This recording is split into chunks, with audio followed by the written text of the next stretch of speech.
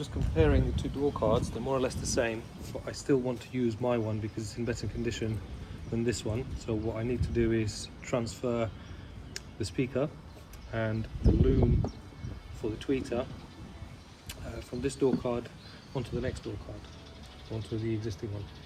So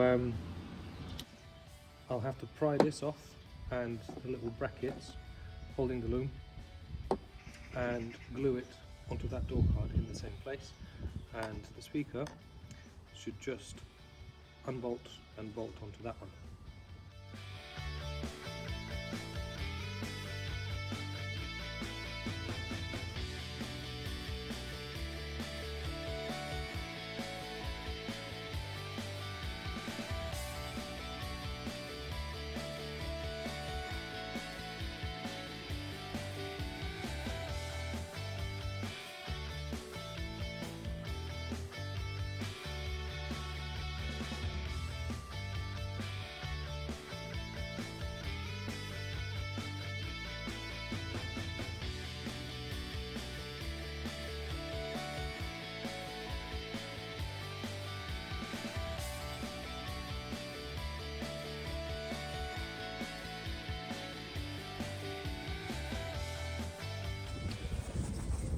So that's my door card, no hole in it, and that's the original individual audio door card.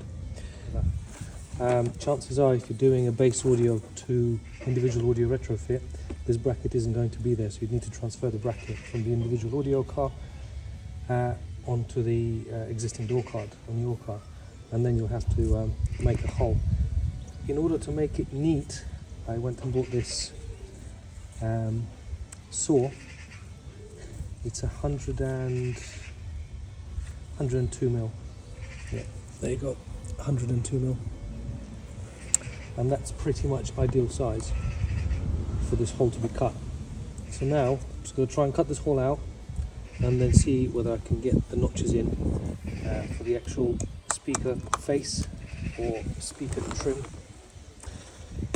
Right, let's see.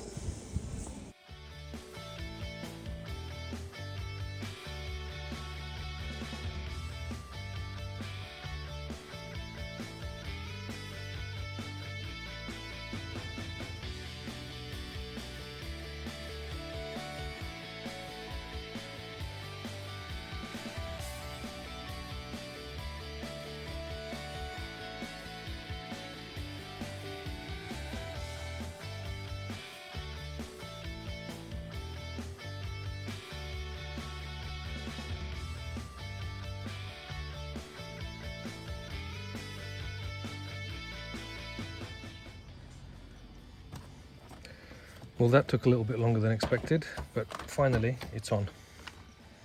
I think the biggest issue was just getting the little cuts made for the teeth in the speaker grill, just for it to fit properly. But it's on. I'm super happy with it. I used a combination of wire cutters and a little blade. A scalpel would be quite handy to make those little cuts, but overall it's in and I'm super happy with how it turned out. So let me pop it back on and move on to the rest.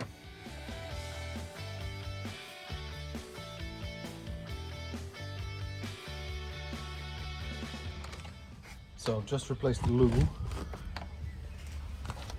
It was fairly straightforward. I was going to film it, but the battery died.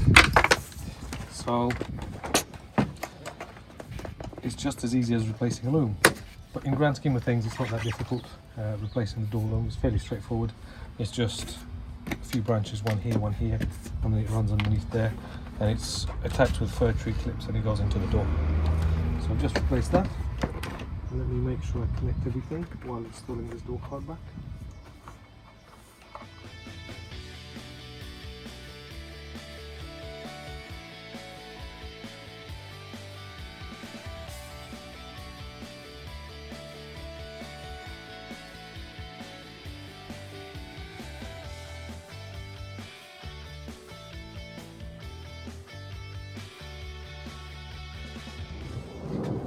Back onto the front door. All of that is set nicely. back where it's supposed to be. The door looms were the same on the front, so it's just a matter of clipping everything on, and that's it.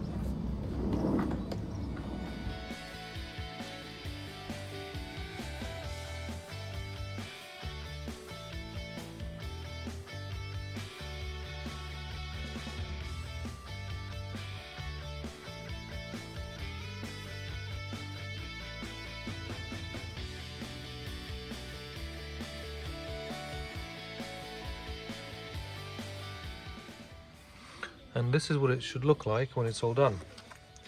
So the front's complete, tweeter, speaker, the loom is attached with the crossovers glued to the back of the door card, all the interiors put back together, nice and clean. How things look at the back. Got this side all done, and the other side as well. And the rear parcel shelf has now got the additional tweeter. The hole for the tweeter wasn't there to start with in the parcel shelf, so I ended up having to cut it out using this hole saw.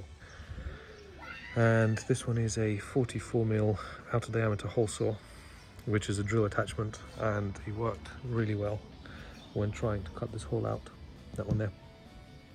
So that's that. I'll make one more point about the orientation of these speaker grills. So I've got an old one here for an example. They're interchangeable. So the spacing between the teeth isn't equal around the circumference of this grill. So what that means is it can only be fitted one way into the hole in order for the clips to all fully engage in the little recesses around the hole. And I noticed there is this orientation feature, which is X marks the spot, basically. This little cross on one of the tabs, and that determines the orientation. So I have noticed that on the left hand side of the car it has to point at about 1 o'clock. So you have it about there and it points at about 1 o'clock when you're fitting it, so it's around there.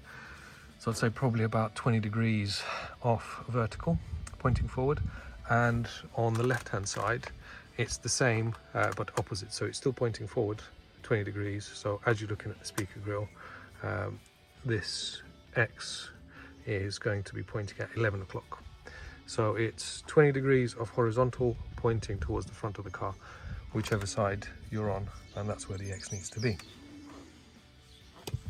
As for the sound quality, I can't even begin to explain how good it is. It's just incredible. Compared to bass audio going 3 levels up or 4 levels up even in sound system setup, it's just immense. The clarity is really good, the adjustment is fantastic, and it is a very, very powerful system. So I would highly recommend it. If I had to do it again, I would. It's taking me a few days to actually complete this setup, but it's well worth it. I've been driving the car for a few days now and I'm really, really enjoying it. And the interior is a very nice place to be now, with all the little touches that I've added to it, and the sound quality is just matching the rest of the car. Hopefully in the next episode I'll be able to cover the electric rear blind installation and the rear door blinds installation, which I still haven't covered, but more on that a little bit later. So for now, I hope you've enjoyed this, and if you have, give us a like if you can, if it's not too difficult.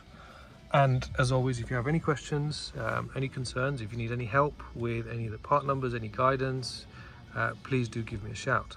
I used Bavarian Coding here in the UK for coding. I have been using him for many, many years, probably about 7 or 8 years, and I cannot recommend him enough. So if you want to get anything done, anything coded, anything retrofitted on any BMW, please give him a shout. He's pretty much a friend of mine by now, because he's done so many jobs for me, and he's very professional and his prices are very affordable, and he's a very, very clued up guy.